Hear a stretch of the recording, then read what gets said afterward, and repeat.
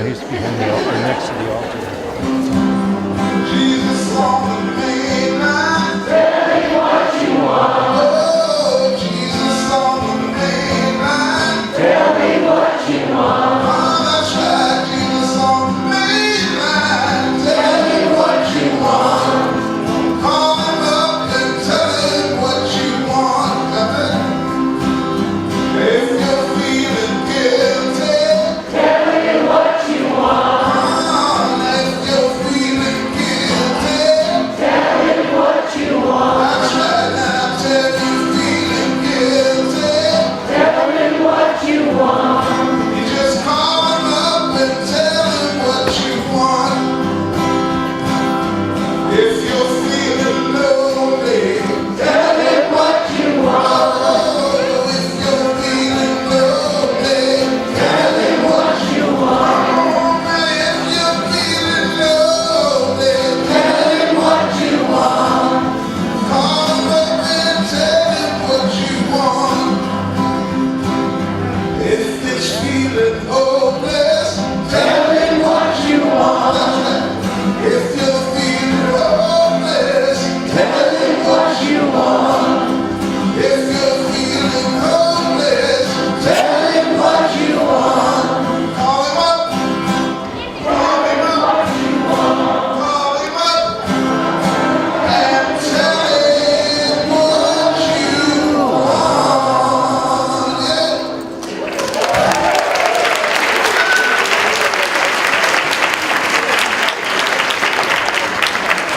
That feels a little better. That feels a little better. Oh, yeah. Got a bird. I got a bird. Yes, I do. That bird won't whistle. Big got a bird. Mama got a bird will sing. Baby got a bird. Mama got a bird will sing. Oh yeah.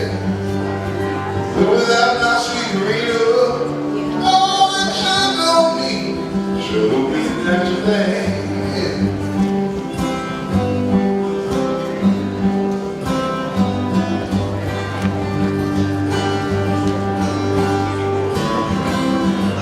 Rita, oh Rita, you're my heart, baby, you're my heart and soul.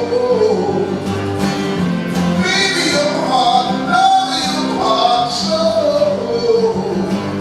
Got a rainbow around your shoulder, you shine like silver, baby, look like Klondike gold. Yeah.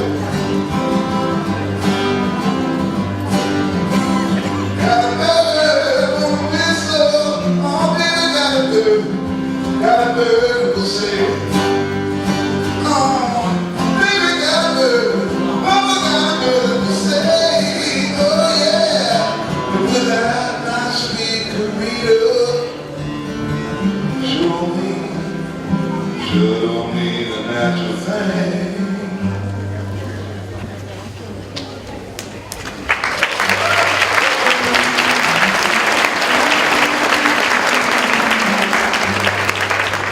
We got a lot of people that talk tonight, right? So let's get this thing on the move.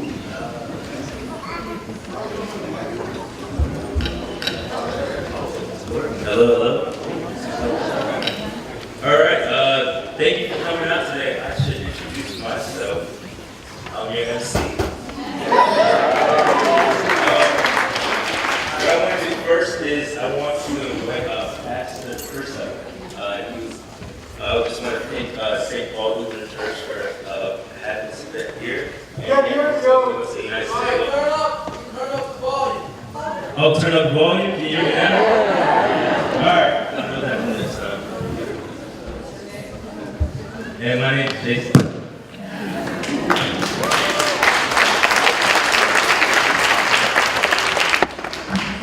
Need a welcome to you all. Just some points of necessity. Bathrooms. Bathrooms to this direction through the hallway, and various bathrooms down the farther hallway, and bathrooms downstairs in this corner.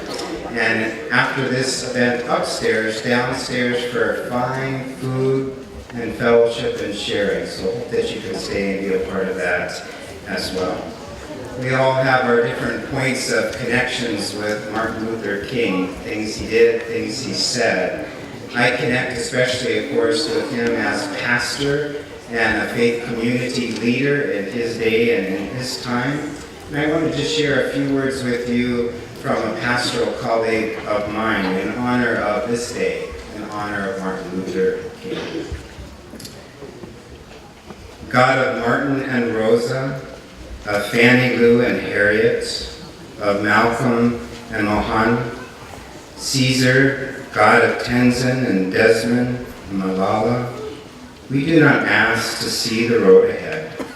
We do not ask for power or brilliance. Give us passion. Give us gratitude for our companions and love for our brothers and sisters in this world. Open our hearts to our oneness with all people, that we may work for justice and healing, not because we ought to, but because we can't help to, because of love. God of all who have suffered, all who have struggled, all who have yearned, we are millions, billions, we are one. We thank you. Give us this night, that we may give it back to you, radiant and with hope. Amen. Thanks for being here today.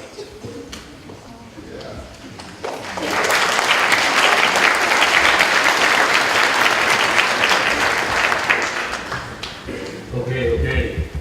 Again, if you can't hear me in the back, let me know so I can talk louder. Oh, louder? Oh, nice. Thank you. This is why I asked this question. So, again, if you can't hear me, just let me know, and I'll make sure I talk louder. By the show of hands, I just want to know how many people was able to make it to the Roxy today? Okay, great. I appreciate you guys attending. We did pack the theater, then we had to open up another theater for Selma, and I think we had a good time there, so let's see if we can go ahead and continue that good time. All right, so what we're going to do now is I'm just going to have Arlene Adams and Shelly Bryant, got that right. And what they're going to do is give us a Salish lesson. We are on Salish land, so if you guys just come up and give us a lesson.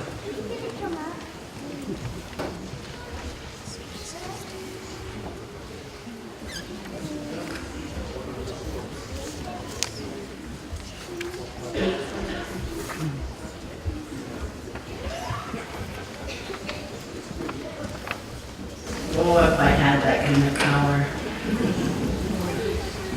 Hesatad Hesia Kisukikit Aksmaknik. Could you please all rise in honor of this day?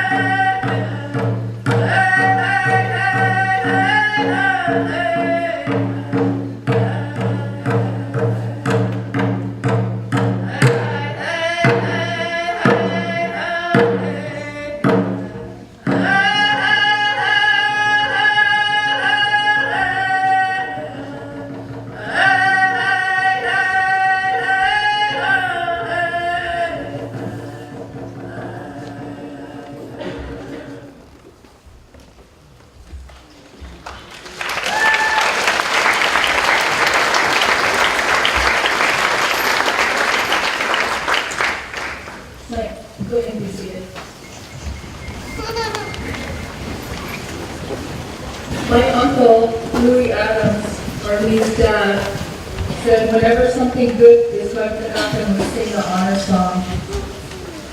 That's true. Good evening. My name is Shelley Klein. I am Skelly, bitter at Salish. I'm going to give a brief history of the Salish people, maybe not from an Anglo perspective with dates and post-discovery facts, but from my own historical perspective of my people. First, Skelly is a combination of two words, skelpch, which is a word for meat, and studi, which is the word for land. So Skelly is the flesh or the meat of the earth, and that's who we are as human beings. My paternal ancestors came from the Bitterroot Valley just 3 generations ago. We were a content, very peaceful people who lived on and with the earth, our mother, who taught us that everything on this earth has a spirit, a purpose, life, and that if we take care of it, it will take care of us. One such being is the water. So water is the lifeblood of our mother.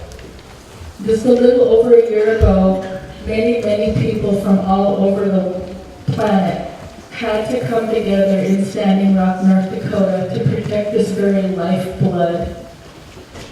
I met people from all over the world at Standing Rock, where we took a stand to protect the life giver of all things. I met people from Black Lives Matter, from down under in Australia, and from across the big water in Europe. Of course, mainstream America did the usual blackout tactic and didn't broadcast what was happening. But thanks to the internet, drone technology, and organizations like Democracy Now! And a few others, light was shed on the issue. This was labeled a protest, when in fact it was a very prayerful act of solidarity to protect our very lifeblood and the Ogallala Aquifer, which provides water to 18 million people along the Missouri River. Someone once said we all live downstream. The people came to Standing Rock like magnets. They were compelled, as was I, to protect the water and the earth.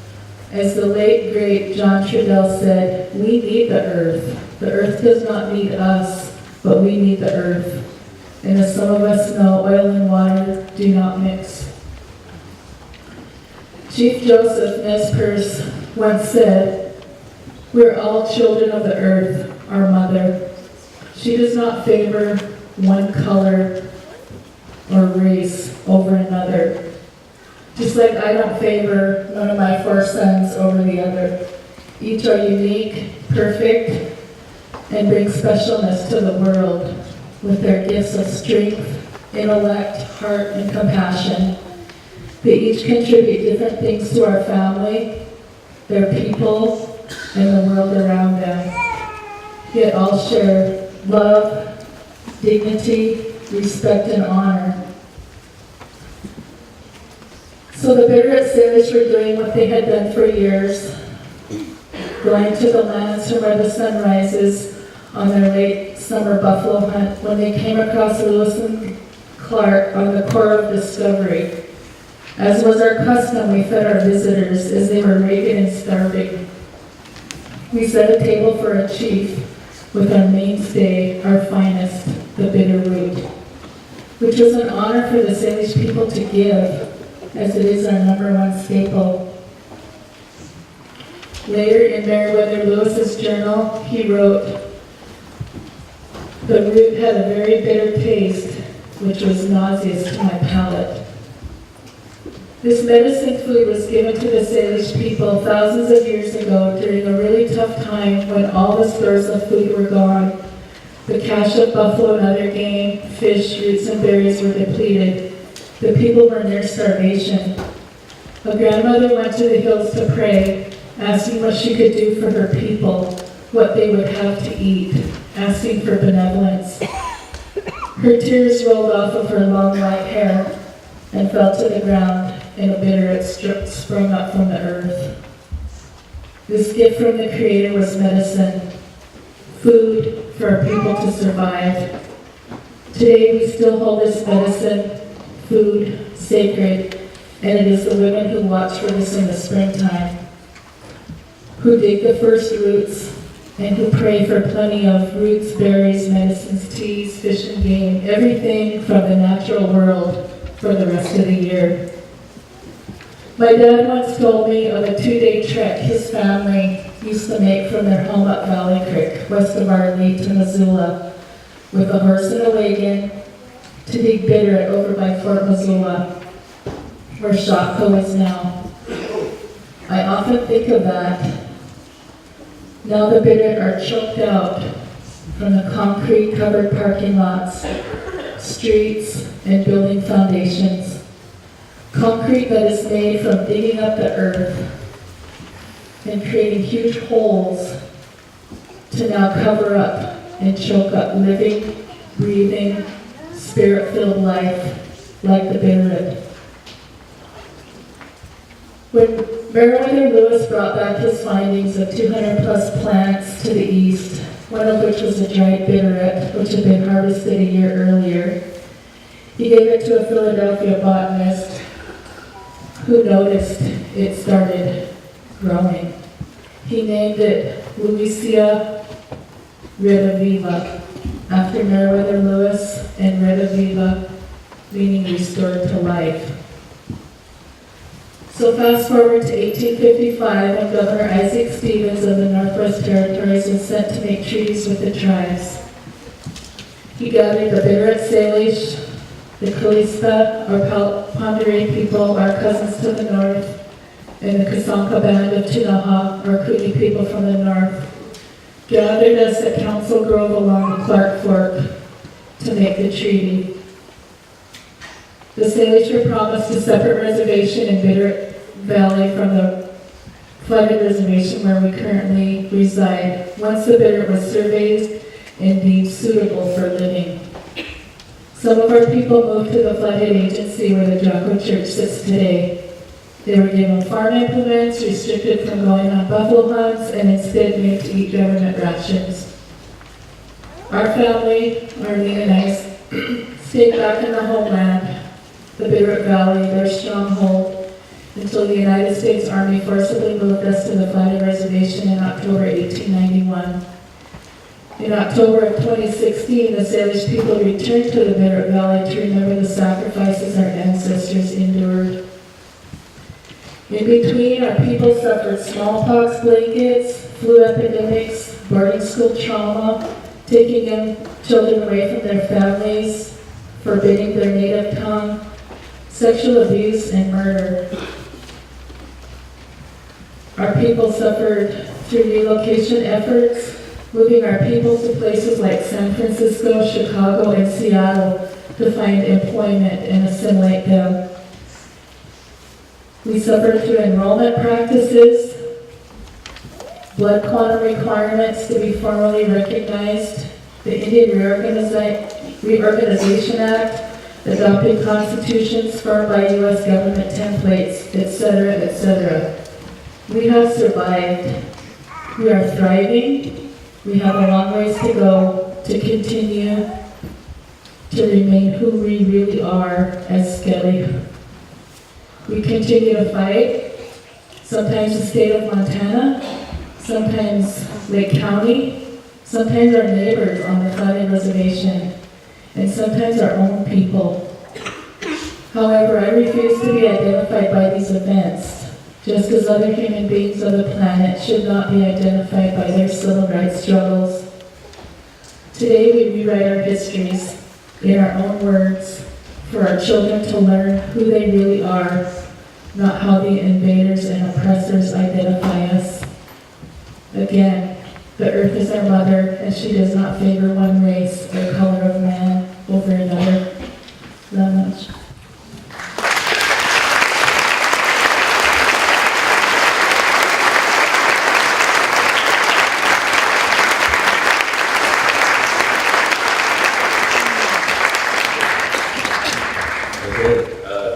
Thank you for that. I think it's really important to focus on history. I think history is very important, and to get a perspective on what's been happening and views of others, and how to progress forward and how to move forward. Speaking of moving forward, let's move forward with this program. So we have the Lewis and Clark Peace Squad. And Lewis and Clark Peace Squad started in 2007 by Kathy Dugan, Jane McAllister, and Dorothy Morrison. Now, the Lewis and Clark Peace Center, or Peace Choir, is open to all students, K through 5, and one of their main focus is empowerment. So right now we have some guests that will be joining them, and that will be Jen Sladen, Nita Smith, and Debbie Wilcott. And could you guys please do a warm welcome for the Lewis and Clark Peace Choir.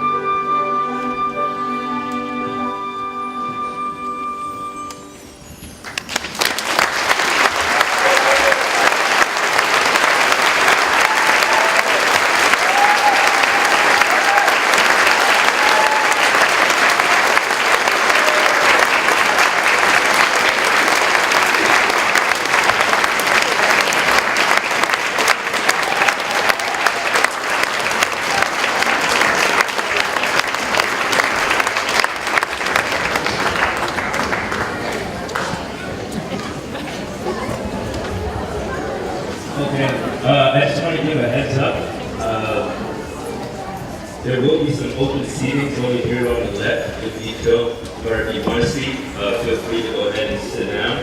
And thank you, Lewis and Clark Peace Choir. I was happy and sad to listen to them. Now, you might say, why am I saying sad? Because you can sing, man. As a kid, I think that's what I always wanted to do. I really wanted to sing, but yeah, you don't want to.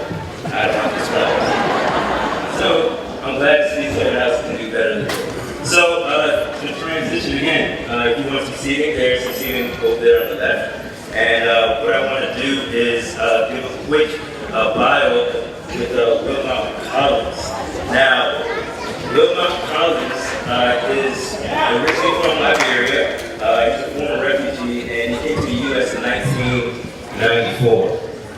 Right now he resides in Helena, and as he gives back to the community there, he also gives back in many other ways. In November 7th, he was elected to become mayor of Helena. And right now, I just want to give a word.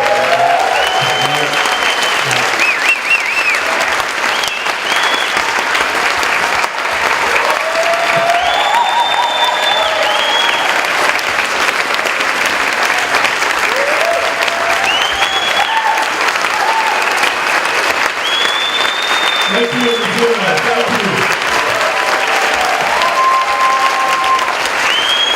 Thank you, Missoula. Thank you. Thank you. Thank you, Missoula. Thank you. Last night, I was wondering about the most asked question of me around this day. What do you think Martin would think? I didn't know. But today, looking at here, this crowd, I'm honored to say Martin will be proud.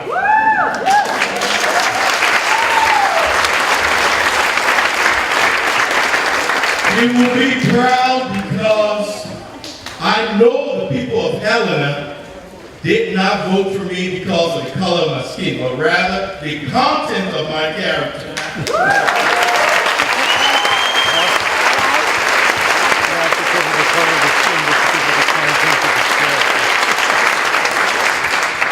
Not once, when I was knocking on doors, did anybody mention the color of my skin? Not once. They were concerned with issues that affected Helena. And I was ready to answer those hard, pertinent questions. Even though I knew some people wanted to talk about race relations, I don't know why it wasn't brought up. But Dr. King will be proud today, Missoula. Now, I would not be here today without the people that have been the backbone and my strength. My wife, Maddie.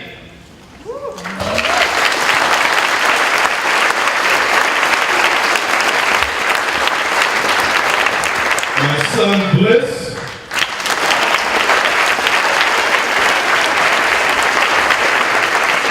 Our close family friend, Zach Martin.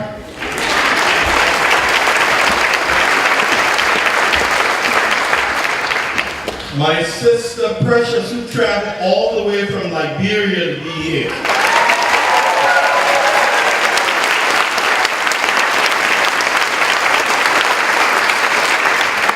My niece Shalita, who traveled from Minneapolis to be here.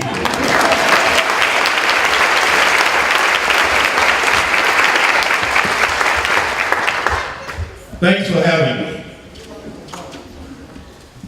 I'm from a small country, 43,000 square miles. That is 1/3 of Montana. That's how small my country is, my former country.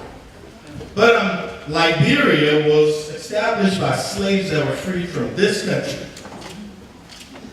And they were sent back to Africa. And when the slaves arrived, they decided to honor a a certain individual who was instrumental in helping the slaves go back to Africa. And they named our capital city in his honor, Monrovia. The 5th president, James Monroe, along with the American Colonization Society, were instrumental in sending slaves back to Africa. And they were honored, and they named the capital city after him. But they also took with them a lot of stuff. They took with them the English language. They took with them the currency. Now, I'm from Maryland in Liberia. My sister and I went to school in Virginia. We have the Mississippi River. We have Louisiana. We have New Georgia. Those were places slaves lived here. When they went back to Africa, what did they do? They decided to get comfortable with what they were used to. Liberia was the first independent African nation. We gained our independence July 26, 1847. And the most stable African nation until April 12, 1980, when we had our first military coup d'etat. And President William Talbot was murdered. President Talbot was a Baptist minister and also president of the Baptist World Alliance. We had the military took over. Things started to go down the drain. Things got so bad that if you couldn't say anything nice about the leadership, you don't dare say anything negative. Can you imagine if you brought that here to America? All of us would be gone. Because all day long, that's all we hear. Things got so bad, people that fled Liberia decided to come back into the country and take over from the military. December 24th, 1989, we heard of Charles Taylor coming into the country with his rebels to take over the country from Samuel Doe. And we had the opportunity to flee. My wife and I, but we were in college, and I was a senior, she was a junior, and I was into political science, activism, and I'd be darned, I was not leaving. I was staying to see the end. What a sad mistake. Things got so terrible. The lights went out. And then we relied on the American Embassy to give us information on how the war was going.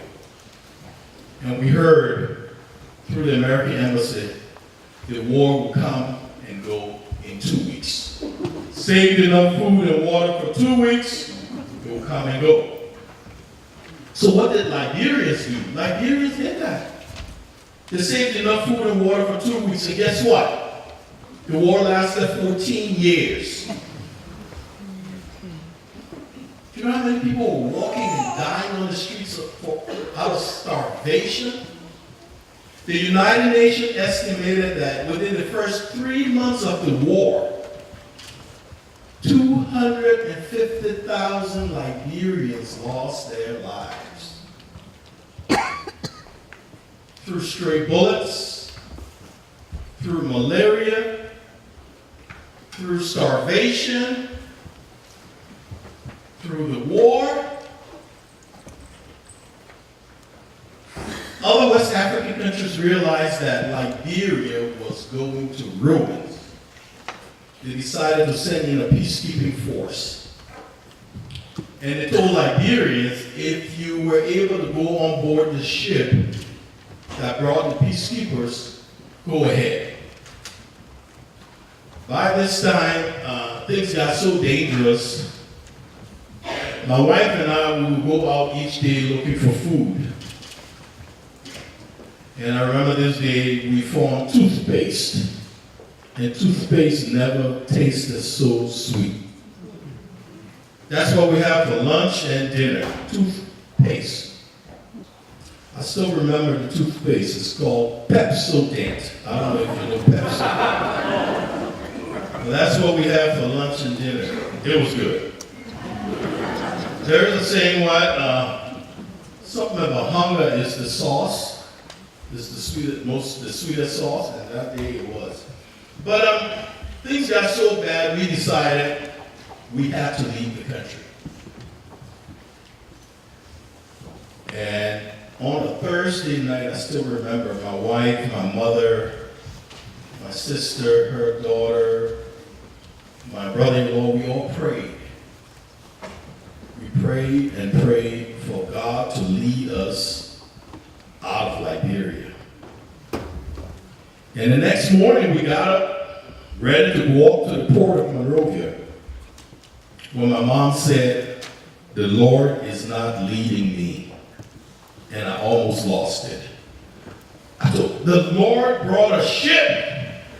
He wants us to get out of here. You know, every now and then, I thank God my mom was stubborn. Because today she may not be here with us. Friday morning, we left her. As we left, she handed us $5 and said, "Go, God be with you." And we walked to the port of Monrovia. My wife and I, when we got to the port, the line to get on board the ship was more than a mile long. We were all the way in the back. We stood on line Friday. We stood on line Saturday. We stood on line Sunday. Finally, 9:47 p.m., my wife and I decided we were holding hands because we were not going to get lost in the crowd. And it chose my wife to go on board the ship, and it didn't choose me. And she said, "I can't go." I was holding that hand hard. And then the guy finally did this. "You two get in." When we got in, it was estimated 10,000 people had gotten on board that ship. Where was the ship going? We didn't know, we didn't care, we just wanted to get out of there. Well, it sounds good. We didn't know, we didn't care, we just wanted to get out of there. When we got aboard the ship, it was on a standing room. We later realized that the closest place to Liberia where the ship was disembarking was Ghana. And it was a 3 days journey standing. We stood up for 3 days. When I say I'm happy my mom was stubborn, you know, those 3 days, every morning we hear people wailing, crying, because a loved one had died and they had to dump that loved one overboard. Who wants to do that? My mom at the time was not in the greatest of health, so I was happy she listened to the Lord and not me. In Liberia, I used to teach. I taught for an international organization called the SOS Children's Village. It's in every country in the world. It's even here in America. When we got into Ghana, I decided to go and look for the SOS Children's Village in Ghana. We have $5. I stopped the cab and I told him, "Hey, do you know the SOS Children's Village?" The driver said, "Yes, I do." I said, "Would $5 be enough?" He said, "Oh yeah, I can take you for $5. I later found out it would have cost me 50 cents. He took us to the village, and I met with the director. He said, "Can you identify yourself?" I said, "Yes, I'm Wilbur Collins." He said, No. How do I know you who you say you are?" For the first time, I realized I could have been anybody. I could have been Barack Obama. I didn't have any identification. I didn't have anything. For the first time in my life, I could not identify myself. He said, we have some children from your village that came on the first ship. If they can identify you, I'll help you. I said, please send for them. When the kids came and they saw me, they started crying. Because when they knew Mr. Collins, he was 172 pounds, bubbly. When they saw Mr. Collins that day, was 92 pounds. I didn't even know I was 92 pounds until I asked to use the restroom. And I looked at myself for the first time in several months. I looked at myself in the mirror, and my jaw was all sunk in. My wife was like 87 pounds.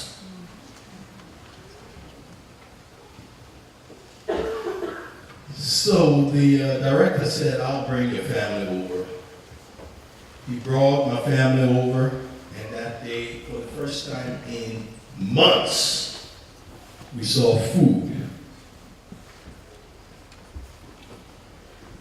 And the next day, I was hospitalized.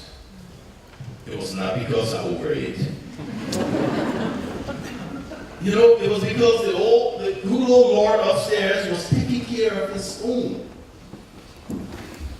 I was hospitalized because I was dying of starvation, dehydration, malaria, you name it, I had it.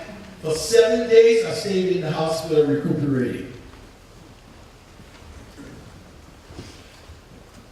In Liberia, when I got back, when we settled in, I got put back into the school. I started teaching. My wife was a medical student. She got put in the clinic, and we started kind of working again.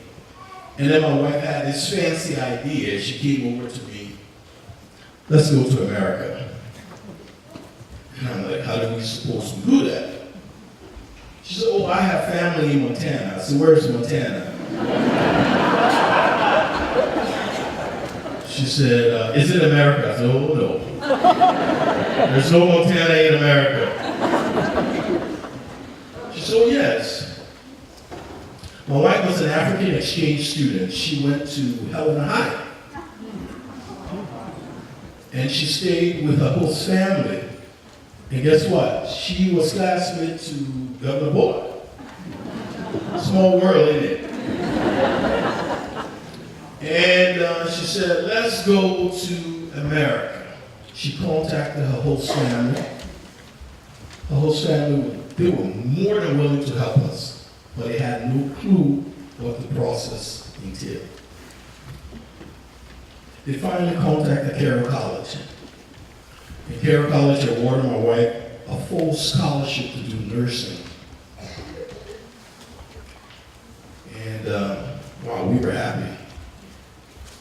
But then 2 weeks before she left Ghana, she started getting sick. And of course, you know, men are so conceited. She's getting sick. I'm thinking she's sick because she's going to be missing me, right? We took her to the hospital, and the doctor comes up and says, congratulations, Mr. Collins, you'll soon be a proud father. And I went, no, my wife is going to school. He said, well, she's also pregnant.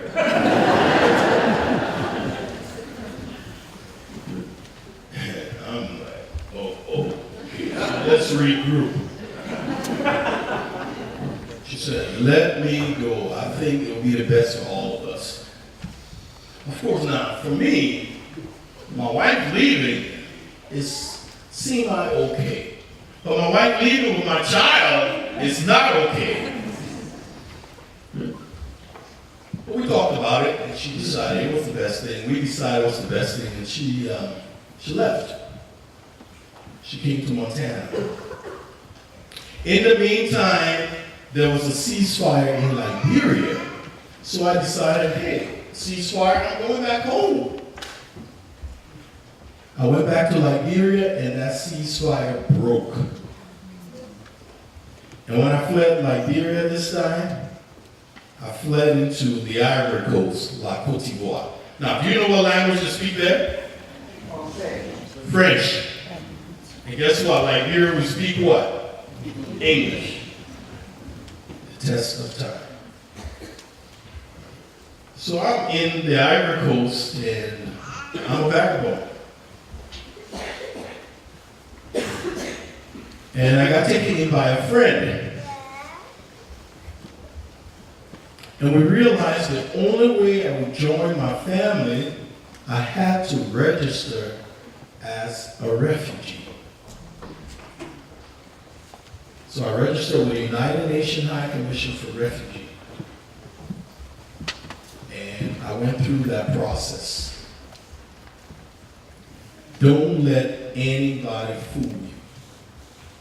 That process is intense, sometimes demeaning. It's, at one point, I gave up. That process is very detailed. It took me going through that process 2 years and 7 months. I had to talk to Homeland Security, Department of Justice, INS, Immigration Naturalization Services, and State Department, medical. By the time they were done with me, I am not kidding you, they knew more about me than I knew of myself. And then they finally told me, you are now eligible to join your family. So I called my wife. I said, hey, Maddie, this is January, mind you. This time, I called her, I said, what's Montana's like? She's always beautiful, you will love it. Her response was so quick, I started thinking. I said, whoa, that was fast. So I said, okay, what's the weather like? So it's pretty warm today at 29 degrees. Now mind you, Liberia, the average temperature is 85. And my wife tells me it's pretty warm at 29.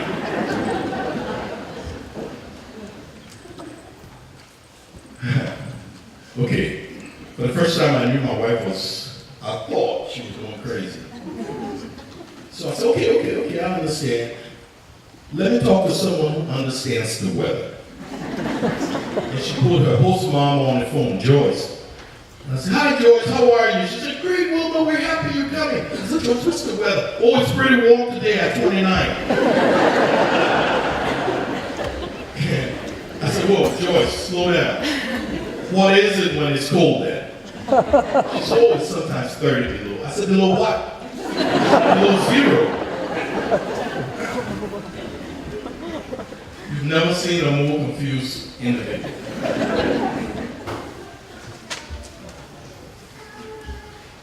So I put my wife back on the phone. I said, okay, I've been reading about Montana. Has our daughter Jamie seen a black person? She said, oh yeah, there's a black boy in my school. I said, did you just say, black boy? Okay, I'm going to a place where it's pretty warm at 29. It's cold at 30 below. There is a black boy in the school. Come on, tell me, what if you had that description? What would you be thinking?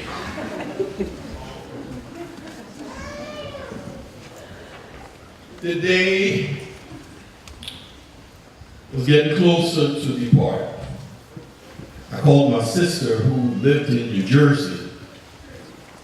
I said, hey Joy, I'm going to Montana. She said, I'll meet you at the airport and whatever I bring you put on. She met me at JFK. And the first time I saw Long Jones, she brought 2 sets. And she said, whatever I bring you put on. So I had 2 sets of Long Johns, turtleneck, big winter jacket, and I put everything on. What she didn't tell me, you'll be walking through the airport, you'll be on a plane.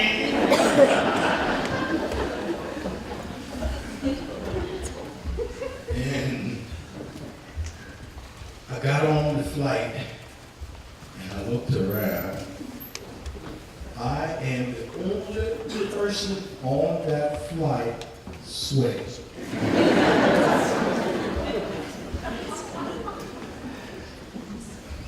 We landed in Salt Lake. I hurriedly went into the bathroom and took that stuff off. And as we got on board the flight, I took the big winter jacket off, I took the vest off, and the gentleman next to me looked at me and said, "How many layers are you wearing?" I said, "You don't want to know."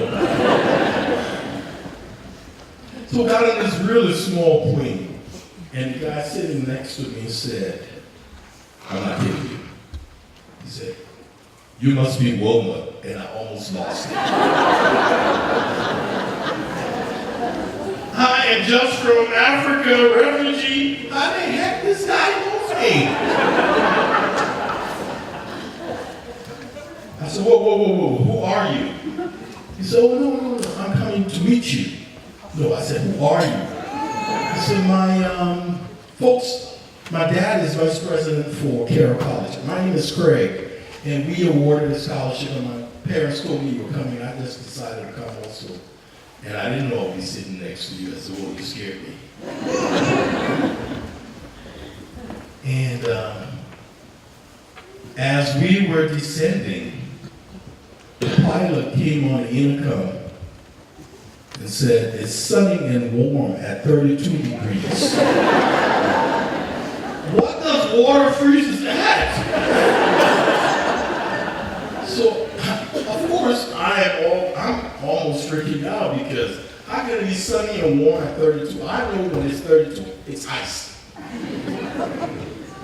And so I'm looking out the window, and believe it or not, I saw people in shorts.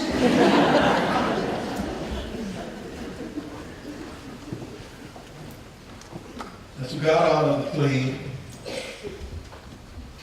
and I saw this huge banner, "Welcome home, Wilma." Wow. As I got into the terminal, I saw all the Carroll College people, my wife, friend. Well, they were my friends. I wasn't their friend because I didn't know them. And then my wife had, and the only person, no disrespect, man, honey, but the only person I wanted to see was my little girl. I had not seen her. She was 2 years old. And I heard her mom saying, "There's Daddy. Go to Daddy." She looked at me and she started to walk towards me.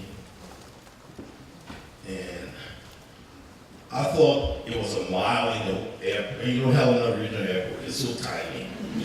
But it was so long, I just decided this walk is too long. I'm running. And I ran, picked her up, and she hugged me for the first time. And I'm screaming, "Maddie!" My wife, "Maddie, she's hugging me, she's hugging me."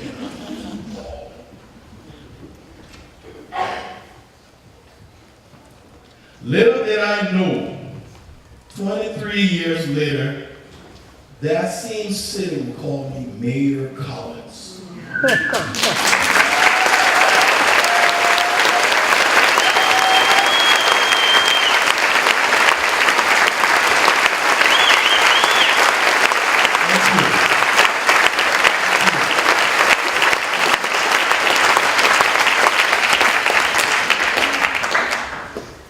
Like I said earlier, Dr. King would be proud.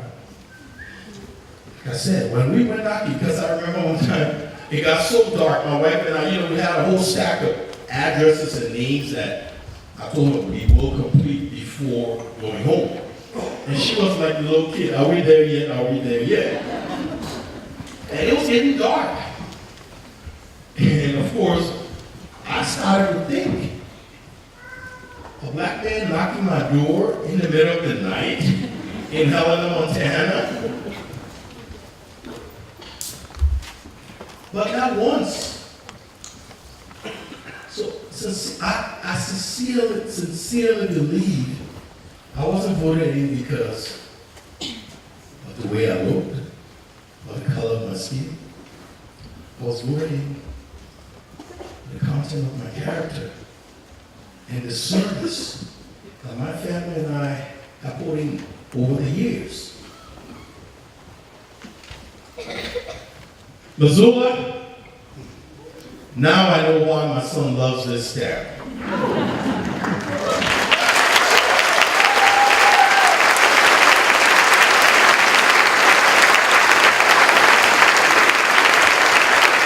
We were afraid when he was coming.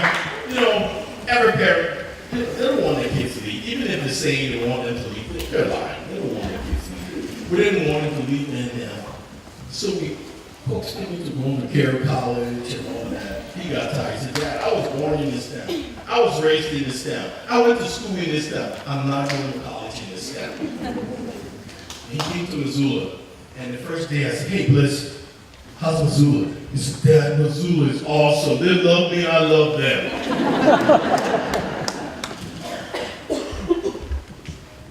I don't know if we have question and answer, but I'm open to questions. I don't know the protocol. Follow my heart. Do you have any questions for me, Missoula? We can take 3 questions. I didn't set the parameters. Okay, one in the back. Yes. What made you decide to run for mayor? Bliss, be scared. So, Bliss comes to me, Dad, I think you should do politics. And I'm like, oh, Bliss, do you know who you're talking to? He said, Dad, everybody knows you here. I said, no, I'm talking about, look at me. What do I look like? And where are we? He said, I don't think they're looking at that. You know everybody. And then he said, so what would your platform be? I said, platform? He said, yeah, you gotta tell people what you believe in, what you want to do for the city. I said, so how am I supposed to do that? He said, go meet the voters. Go knock on doors and make their issues your issues. And we were knocking on doors, and I made their issues my issues. When I realized that the city was not frowning on me knocking on doors, on my birthday, I knocked on 800 doors. Me and 20 volunteered. But the first person that thought I would win and had confidence in me, I have to say, was my son Bliss.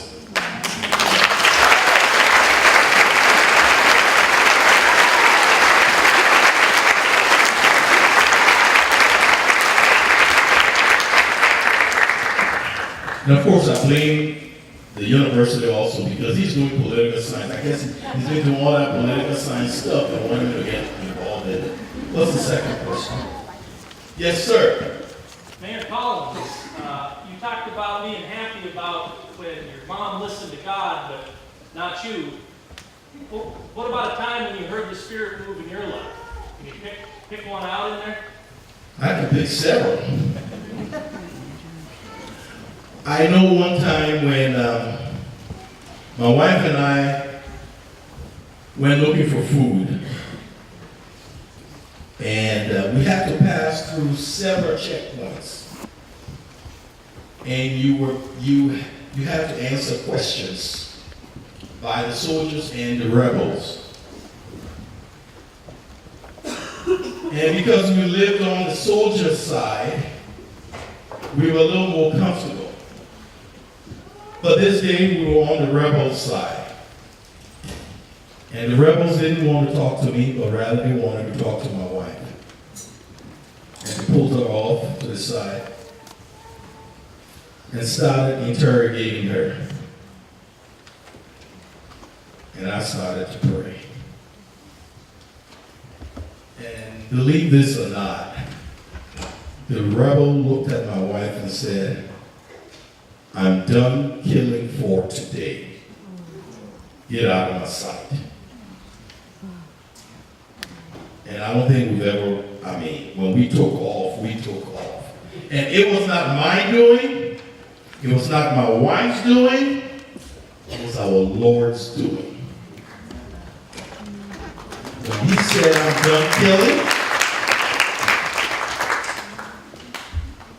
he had a quota, I guess. And so the Lord spared us. Yes, I see 2 hands, 3 hands, whichever, in the back. What can we do as Montanans to further racial justice? We gotta start answering the difficult questions. We cannot shy away from it. We can't. People tend to be uncomfortable when you bring that up. No, why should you be? Like today I told some people in Helen, I said, let's be kids again. Let's ask those curious questions. Let's answer them. Now that I'll tell you what I mean by let's be kids again. When Bliss went home this day and said he was done with school, he was never going back to school, and he was only in the 1st grade. And I said, why are you not going back to school? He said, I hate that school. And he told me one of his classmates told him he was dirty. And I've always learned to seize the moment as an educational one. I said, are you dirty? He said, no, I took a shower last night. I said, great. So why are you worried about it? I'm not going back to that school. So I said, would it make a difference if I went with you? He said, yes. So the next day I went to his school with him. And when the teacher saw me, she was visibly afraid. And before I could even say a word, she said, I'm so sorry, Mr. Collins. I heard it. I didn't know how to respond. I said, well, may I do an exercise with the kids? And she said, yeah. She was hesitant, but she agreed. The next day, I took 4 sheets of paper. The first sheet was white, the second sheet brown, the third sheet black. The 4th sheet had 3 colors, the 3 colors on that. And I showed it to the kids. I said, which one do you like? They all went to the 4th sheet. And then I called Bliss, I called the little Native American girl, and I called the Caucasian. I said, when you're together, you're beautiful. You're the 4th sheet. That was my exercise. When I turned to leave, the teacher is bawling and crying. And so I went to the bus stop to meet Bliss, and he was excited to get off the bus. Dad, I got a girlfriend. And I was like, that exercise was not meant for you to get a girlfriend. But we need to talk about the hard subjects. We can't shy away from them. Next question. So it is really nice to see that you have moved from Liberia and very assimilated in USA. So has there been any time where your Liberian identity was in conflict with your American identity? Or did you have to face something like that in your life? Has there been any time when your Liberian identity was in conflict? Oh yeah, when it comes to disciplining, yeah. Has there been any time when my Liberian identity was in conflict with my American? With raising my kids, yeah. Because I know when we live by, you spare the rod, you spoil the child. And here, you try to get me to be with because then you call CPS. But I still remember, yes, my son, they had just started, this guy has done a lot of stuff, I'm telling you. They had just started teaching them about 911 and all of that. And his grandma lived with us. And he had learned that when someone hurt you or hurt your feelings, you call 911. So his grandma told him to go take a shower. He said, "You hurt my feelings, Grandma." And he went and called 911.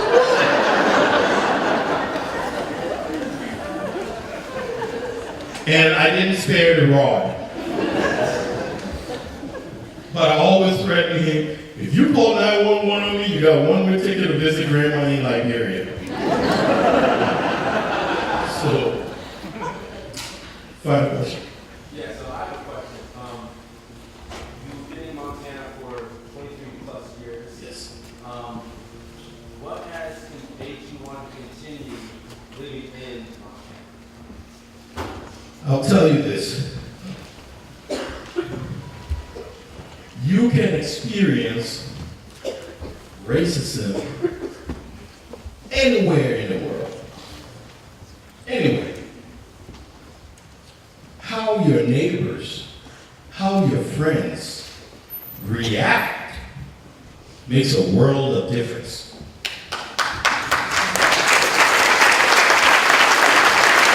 Thank you. I remember when we first moved into our little place, a neighbor came over to me and said, she rang the bell. And of course, you know, early in the morning, it was like 7 o'clock.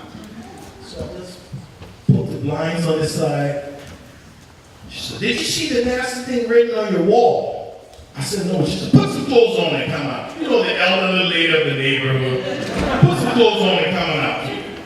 So of course I put some clothes on and I went out and I saw KKK, Go Back to Africa, on my garage.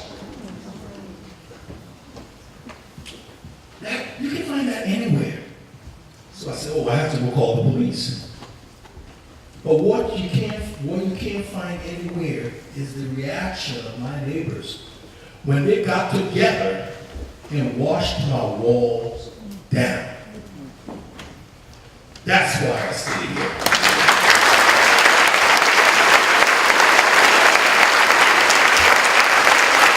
Thank you, Missoula. Thank you. Thank you.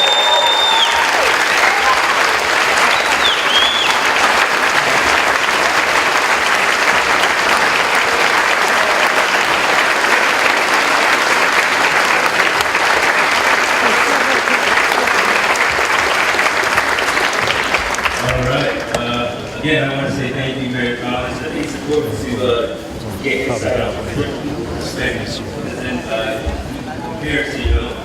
And the example of that is, I remember a time where I had to eat cereal and water, and I thought I was really going through it. But now that I heard that toothpaste jokes, I'm good. Okay.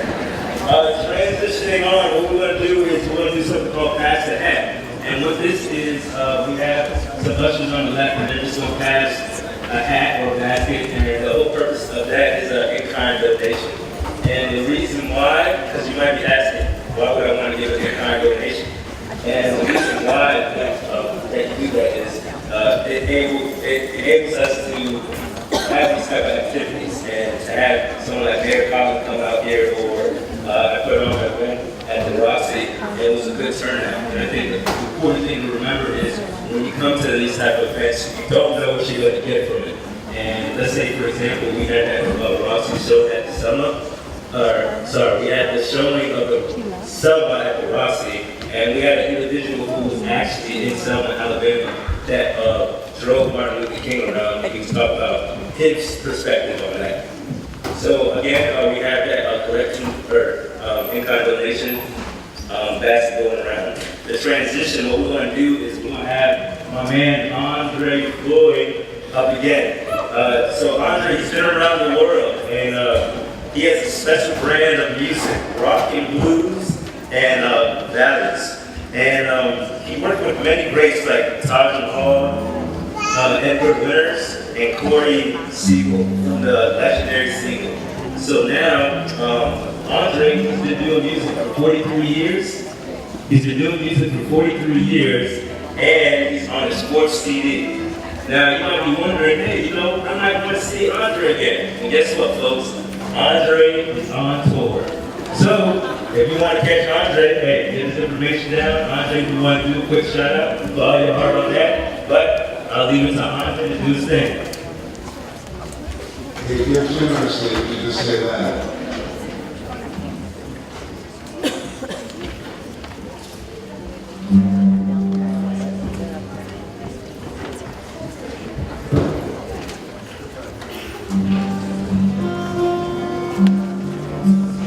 There's a little person Mayfield too.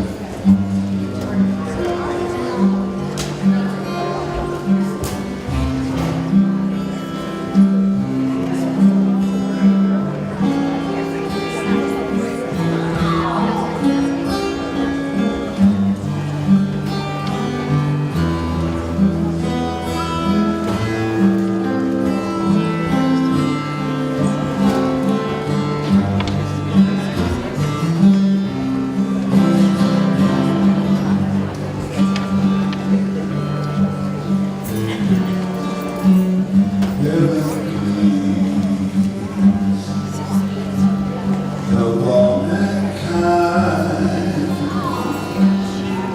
find understanding and peace of mind.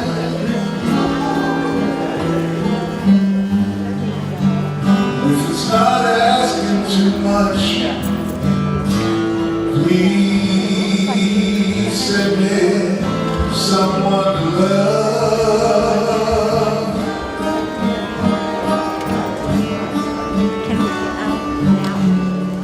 Thinking we can Help the world, help us get along. Peace will enter when hate is gone. And if it's not asking too much,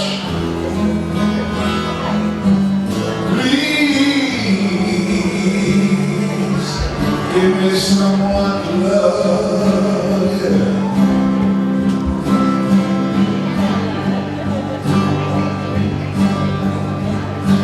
I lie awake at night when the whole world is sleeping,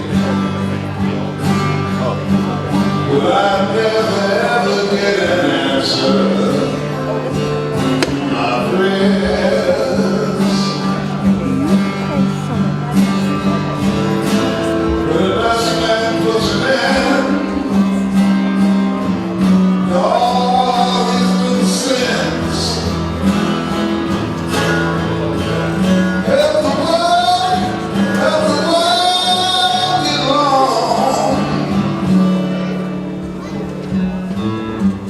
Just because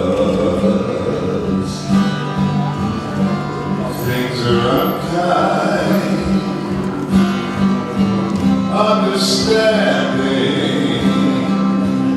and peace of mind. And if it's not asking too much, please send me someone to love,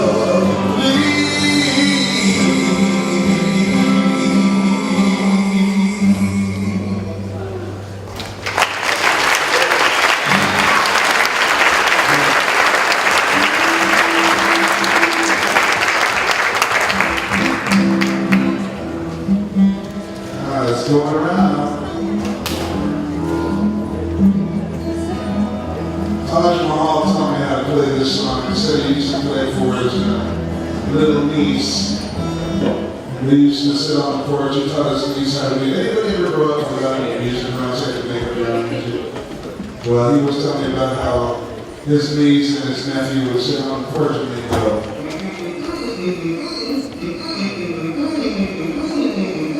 And the other one would go.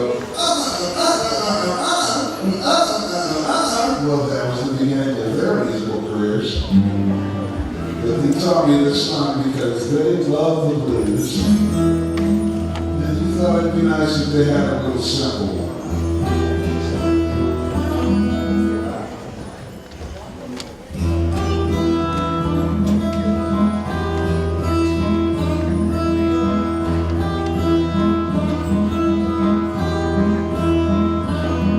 But the red hand said to the red rooster, Mama, don't come round your bushes east, I'm long gone.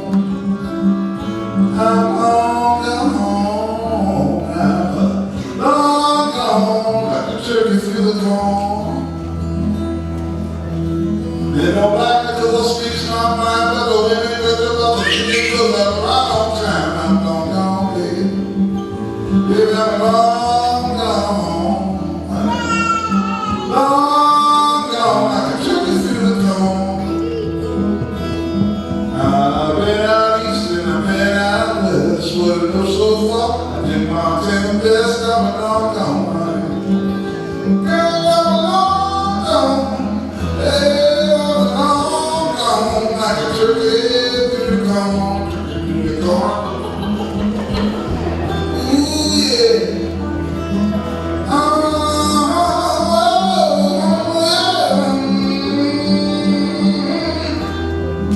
Hey, girl, I'm long gone, like a turkey through the corn. Now people talk about this and then talk about that. Don't you holler at me, mama, don't you call me back, 'cause I'm good, baby, I'm built for speed. Girl, I got every little thing in my sweet little knees. Well, the little red rooster, mama sugar, honey, baby, daddy, mama sugar, baby, don't come around like you used to. I'm long gone, baby. I'm long gone, like a turkey through the corn. Yeah, I'm long gone, like a turkey through the corn. Yeah, I'm long gone, like a turkey through the corn, through the corn.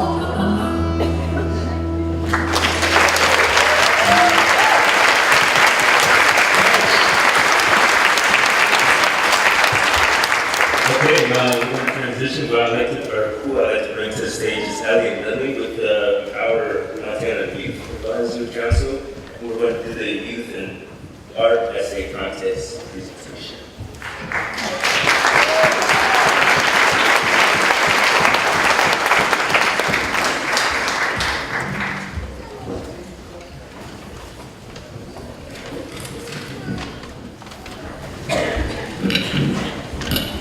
Hi everyone, I'm Claire Michelson from Empower Montana, and with me are two of our Youth Advisory Councils, Ellie and Lily. We have the great honor of presenting this year's awards for our Youth Art and Essay Contest. This year, the Missoulian newspaper and Exit Realty joined the MLK Committee in sponsoring an essay art contest for students to showcase their creativity and thoughts in response to a Dr. King quote. The artwork and essays of the contest winners have been published in today's copy of the Missoulian. This year's quote was chosen by our Youth Advisory Council, and it was, "I have decided to stick with love. Hate is too great a burden to bear." We received so much amazing artwork and writing this year. Although the committee could only pick a limited number of awards, we want to honor and recognize all who entered this contest.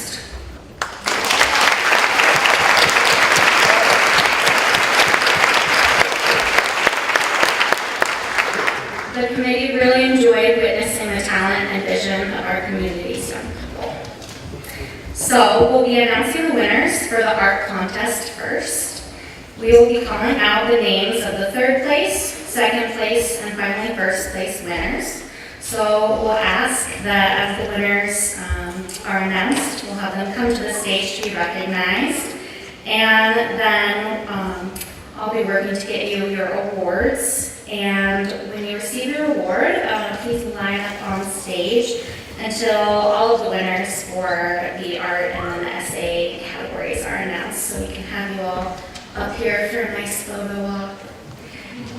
So without further ado, I will let Ellie and Lily up here begin to announce our winners.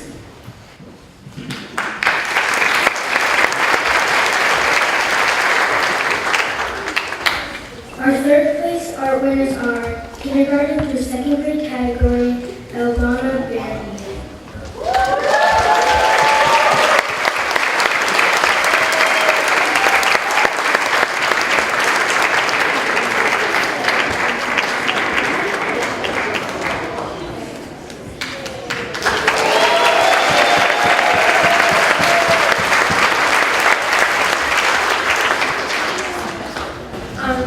through fifth grade category, Ren Chapman.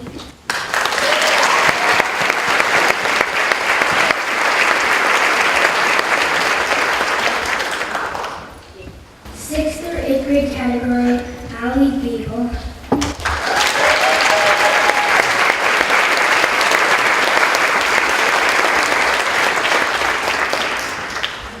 And ninth through 12th grade category, Norma Audit.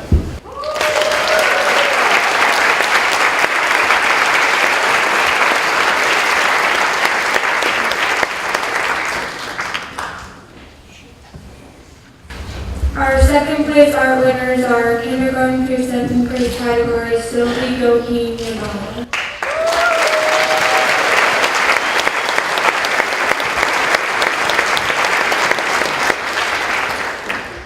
Third through fifth grade category, Sadie Richardson.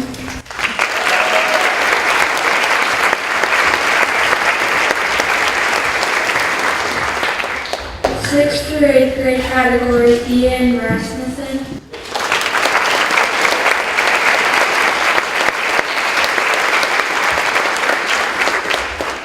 Ninth through 12th grade category, Addison Bird.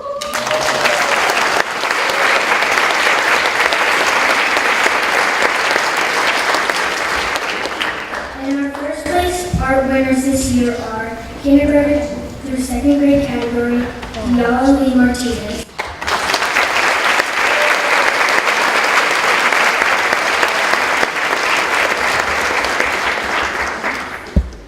Third through fifth grade category, Evie Michelle Fielding.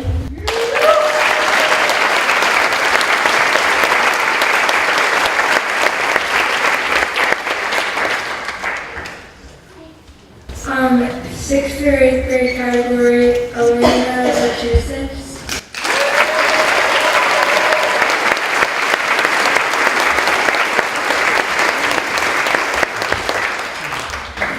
Ninth through 12th grade category, Ella Arlen.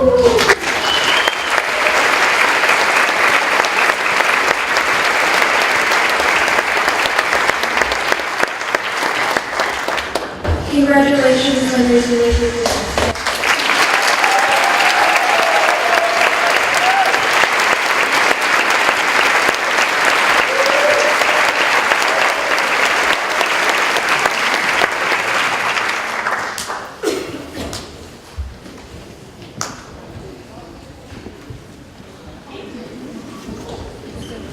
Now we will welcome to the stage our third and second place winners of the essay contest. Then we will invite our first place winners to join us at the microphone to read your winning piece. Our third place winners are kindergarten through second grade category, Russell Stonesifer.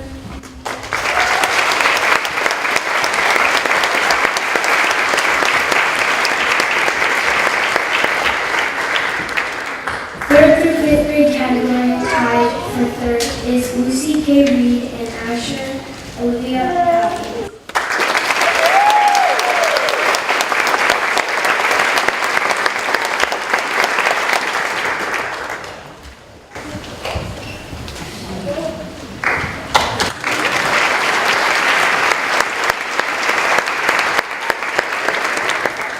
Sixth through eighth grade category, Randy Dirk.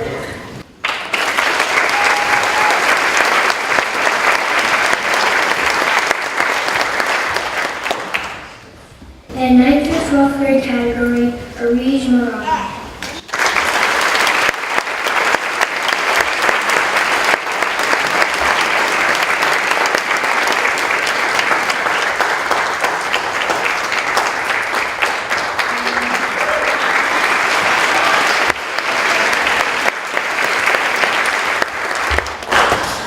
Now let us welcome our second place winners, kindergarten through second grade category, Diala Lee Martinez.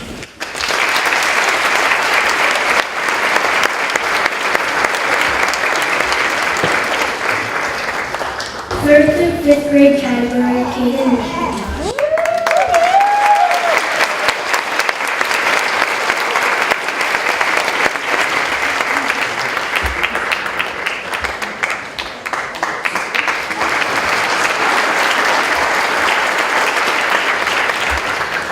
6th through 8th grade category, Elena Baptistas.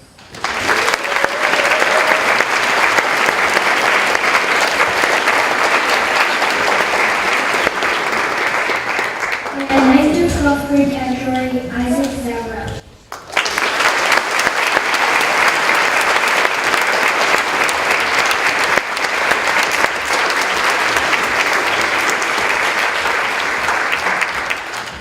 And we will now welcome our first place winners. Reading her winning essay, we will welcome K through 2nd grade winner Sylvie Goki-Ninata.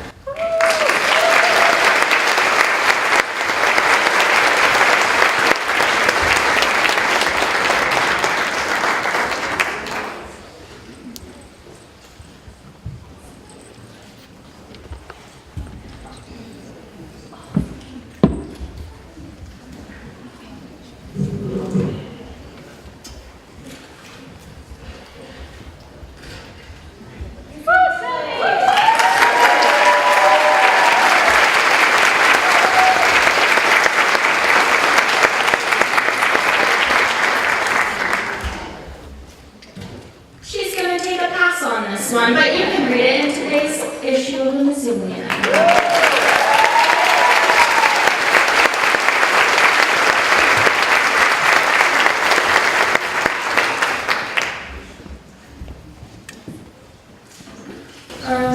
Next, 3rd through 5th grade winner Noah Carson McIntosh.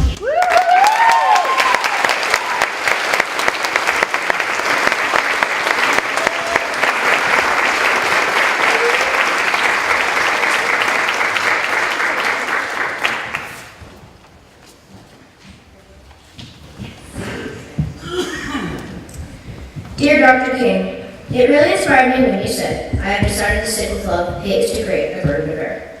Let me explain. The first sentence is important because you said, I have decided, which means love is a choice, not something that came naturally. It means love can be difficult to stick with because choosing love means it might not be returned, which could lead to feeling sad or worried. Hatred comes up in some people's minds much quicker, which can lead to anger. Anger is easier because when you're angry, you have someone to blame.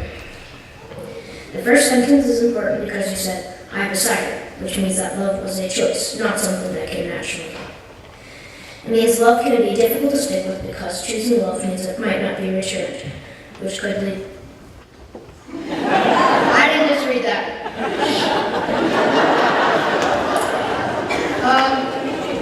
I think I know what you mean when you called hate a burden to bear. You meant that hate is a heavy load to carry around. Hate is regretful and sometimes you can't take it back. Picture a dump truck. When it gets full, it has to tip to get all the dirt out. When a person is carrying so much hate, it's heavy and eventually it will spill out in actions or words, and sometimes physical aggression. Love must have been hard for you when you were trying to make equal rights happen because it wasn't returned to you by most of the white citizens. You should know that some groups of people in our country are still fighting to choose love. Some people are still marching, standing up for equal rights, and sticking up for each other instead of spilling hate. Sincerely, Noah Carson McIntosh.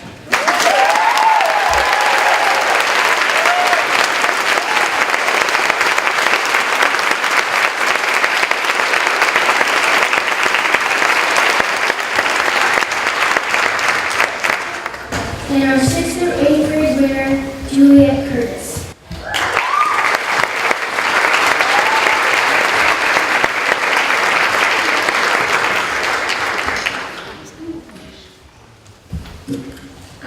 This is more of a poem than an essay, and it's for all the mothers out in this room. Mama, please don't worry about me. On the day that I spread my wings and soar away, please don't worry. I will find every rose on this earth and bring them all back to you, even if they once carried bloodthirsty thorns. I will pluck all the freckles from my sun-kissed cheeks and send them to you, no matter the times salty tears have tried to fade them away. I will sprinkle stars on the bottoms of my feet so that you can see constellations in my footprints. no matter the burning scars they leave behind. You see, Mama, I wake up every morning with the option of being anyone I want. How beautiful it is that one of those options is to be loving. When you fall in love with something, you'll find that you fit perfectly into all the fractures and rusty spots. That you can so easily love everything. So, Mama, when I travel across this earth in search of things to love, I will paint elaborate maps for you in inches, in meters, in miles. When I bring out every last drop of love in this world, I will give it to you in pages, in novels, in volumes. I promise to keep every ounce of hatred at bay from you and your beautiful mind at any cost, all costs, every cost. And you see, Mama, love is like the time between seconds, the void between your fingers, the ache in your bones. It will always be there. And so someday, when I go to the moon, I'll blow you kisses. And then you will truly know that all we can really control in this silly and wildly imperfect life is the love that we choose to give without any guarantee of ever getting it back in return. So, Mama, please don't worry. Don't worry about me. I'll always choose to love uncontrollably.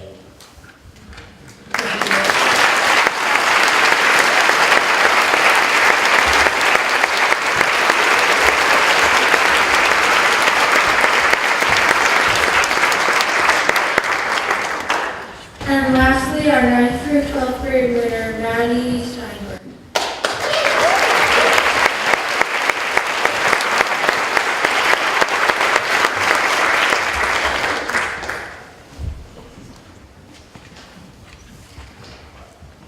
I wipe the raindrops from my phone screen before placing it in the pocket of my black jacket.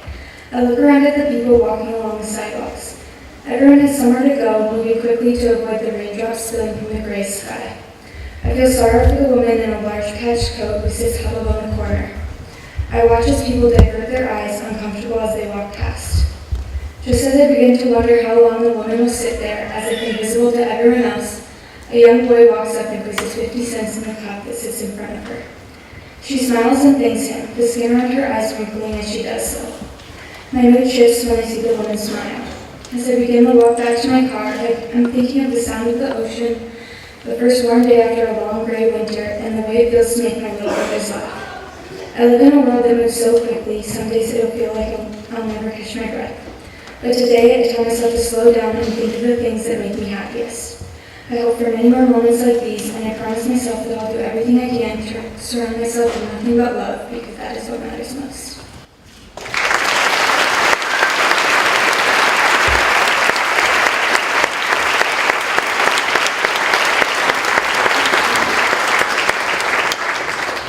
Congratulations to all the contest winners, and thank you to all who participated.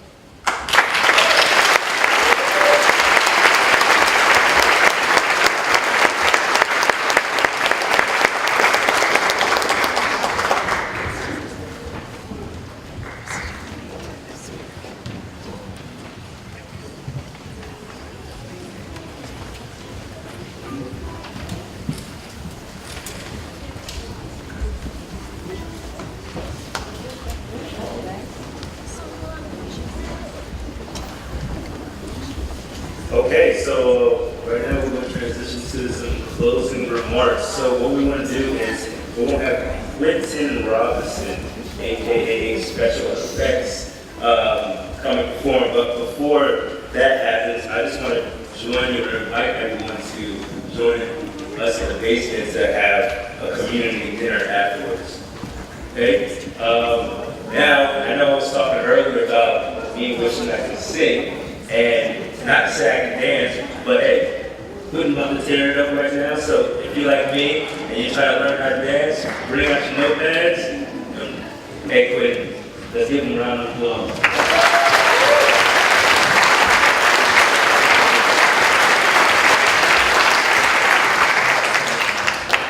How we all doing? Good event tonight? Good event? Beautiful. Well, I got here about 4 years ago, just about. I was in the Marine Corps for 10. I've had an opportunity to travel to various countries, locations, from Kuwait, Kandahar, Qatar, Bahrain, Jordan, Egypt, just multiple countries out in Africa, Djibouti, just working with people from the best of the best to the worst of the worst, unfortunately. But with that time traveling, with that time being out and meeting people in the military environment, it's given me a gauge to be able to maintain, dancing has given me a gauge to maintain sanity in everything that I've been doing. And I found that with movement in every country that I've gone to, no matter what the issue or no matter what the situation was, every location that I went to had some form of movement. And every event that you have, whether it's funeral, birthday, celebration, anything, there's movement involved. So with that, being out of the military, I flew into Texas, and then I came here to Montana. And my family wanted me to come to Florida, and they said, hey, you coming back to Florida? No, I'm going to Montana, Missoula, Montana. And they said, well, what? And then, from there I had to let them know that I was going to be okay, I was good. And my brother sent me back statistics, like, black people in Montana are like Spartans. It's about 300 in Missoula right now. Are you going to be good? I'm like, I'm fine. I've been in multiple locations where I was literally the only American in every location that I've gone to, just about myself. So, I've taken dance and I mixed it up a little bit, and I use it as a catalyst to bring people together at multiple locations. Recently, I went out to Nakagawa Refugee Settlement to put on a workshop for the refugees there. It's the second largest in the world. I had about 150,000 refugees with me that entire time, and we just put on an entire workshop of movement. And I do that in every location that I go to. So if you're looking for more events, information, anything like that, you can find me by my name in the program. I'm Special Effects. That's the company that I started up, and we're doing bigger projects this year also.